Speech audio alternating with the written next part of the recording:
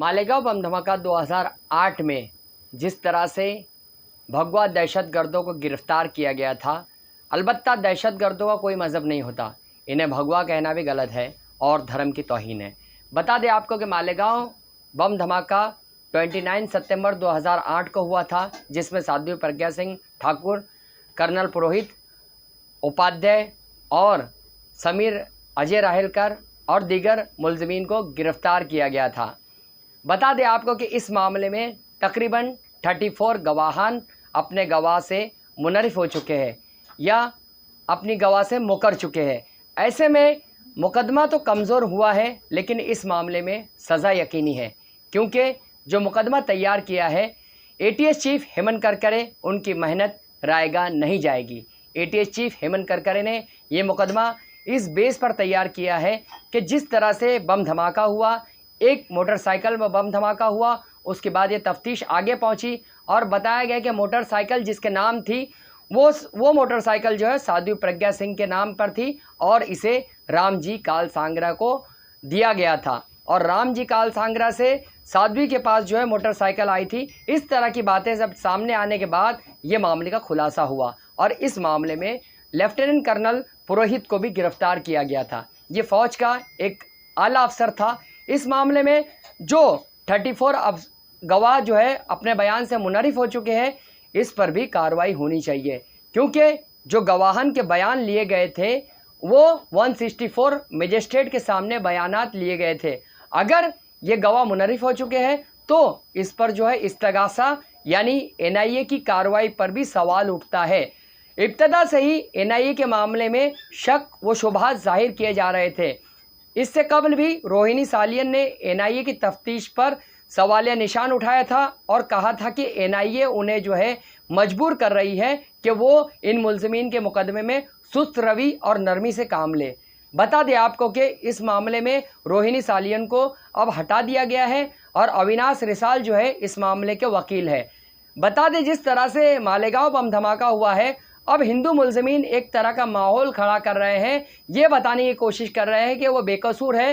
कांग्रेस के इशारों पर उन्हें जो है बलि का बकरा बनाया गया है। जिस तरह से ये मामला है, इस मामले में हेमंत करकरे ने जो रोल अदा किया था, उन्होंने पूरे मामले को ही पलट दिया था और तफ्तीश का रुख इस जानिब किया था, ये बताया था कि दहशतगर्दों का कोई मज़हब नहीं होता और उन्होंने ये मामला तब्दील करते हुए साध्वी प्रज्ञा सिंह ठाकुर और लेफ्टिनेंट कर्नल जैसे आला अफसर को गिरफ्तार किया था। लेफ्टिनेंट कर्नल की गिरफ्तारी जो है इस मामले में अहमियत की हामिल इसलिए भी है क्योंकि लेफ्टिनेंट कर्नल को अगर गिरफ्तार करना है तो फ़ौज से परमिशन लेना बहुत ज़रूरी होती है, फिर इस पर मुकदमा चलता है और वहाँ जो है कागजी कार्रवाई भी होती है।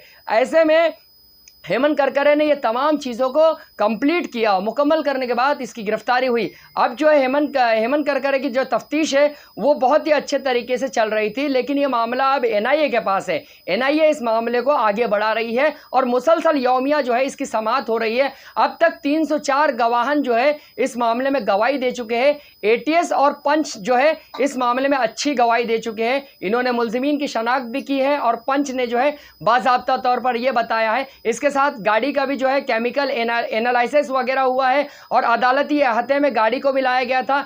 बता दें आपको कि जिस तरह से ये तफ्तीश का मामला है, इसमें एनआईए ने जो तफ्तीश की है वो एटीएस की मुनासिबत से ही तफ्तीश की गई है। एटीएस ने इसमें जो चार्जशीट दाखिल की है वो इंतहाई पुख्ता है और इसमें सज़ा होना यकीनी है, लेकिन ये सज़ा कब होगी, क्योंकि 15 साल का अरसा गुजर गया है। मुलज़िमीन भी अब जिस बात का इंतज़ार कर रहे हैं कि क्या मामला है और किस तरह से जो है ये मामला किया जा रहा है। बता दें आपको कि जिस तरह से एनआईए की तफ्तीश है, एनआईए की तफ्तीश में कई अहम खुलासे भी हुए थे बीच में। ये भी एनआईए की तफ्तीश में ये भी वाज़ेह हुआ था कि 2008 में जो मुलज़िमीन मुलविस है वो 2007 2006 में भी जो है उन्हीं के रोल पाए जा रहे हैं। इसी के साथ जो है कई अहम ऐसे भी खुलासे हुए थे।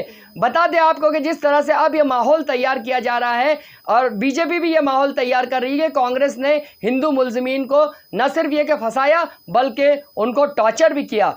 इसके अलावा जो है कर्नल पुरोहित के जो साथी थे फौजी मातहत, उन्होंने कर्नल पुरोहित के हिमायत में न सिर्फ ये कि बयान से इनराफ कर लिया, वो अपने बयान से मुकर गए। लेकिन फ़ौज के एक आला अफसरान ने कर्नल पुरोहित के खिलाफ न सिर्फ बयान दिया, बल्कि इसके ही बयान की वजह से कर्नल पुरोहित की जो है हाई कोर्ट में डिस्चार्ज एप्लीकेशन खारिज हो गई। कर्नल पुरोहित ने हाई कोर्ट में डिस्चार्ज एप्लीकेशन दाखिल किया था और उसमें बताया था कि ये जो उन्होंने काम किया है वो उसकी ड्यूटी का एक हिस्सा था।